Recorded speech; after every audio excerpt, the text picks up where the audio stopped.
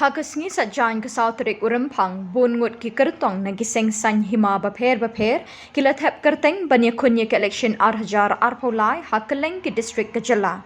Na pedeng ki Kyrtong ki bakampau ki bala Thep Kyrteng hakani kesngi kilong ubak Preston Tinsong na NPP, Bak Kennedy Kriem na NPP, Bak Martil Mukim na HSPDP, Bak Adelbert Nongrum na VPP, Bak Bright Star Marbanyang na VPP, Bak Ubak Ransom Sutengah na NPP.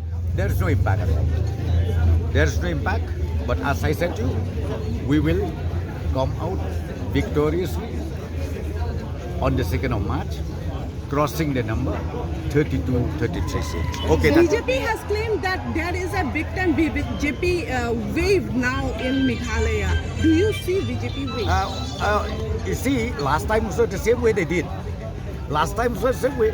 2018, you'll see the wave is too good, but all are cold wave. It's a cold wave. Okay?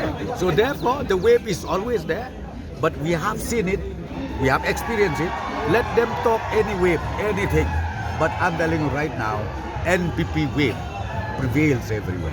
Kung saan sila melara dari penbit kum tu, dia penbit dah ketiar, dia kata ngairo itu kong piruti pawa. Ba ilek ya kata tam bat barak-barak hi kidi ban sedang nak benak mentah ba kini ki leader jong ni kidi ban pei phang balik oro ki jong kam bo poj ba udon kam kat ki ai ki basha na kamenta ka jingbit jingbiang jong poj ba konferensi bo bro ko we kita ki ki mat janga ki bagi bele tidak penjer ki pun health education roads agriculture employment what ki we kat ki badan haglan ki ya ki jonga na kam tau poj ba ya kita ngan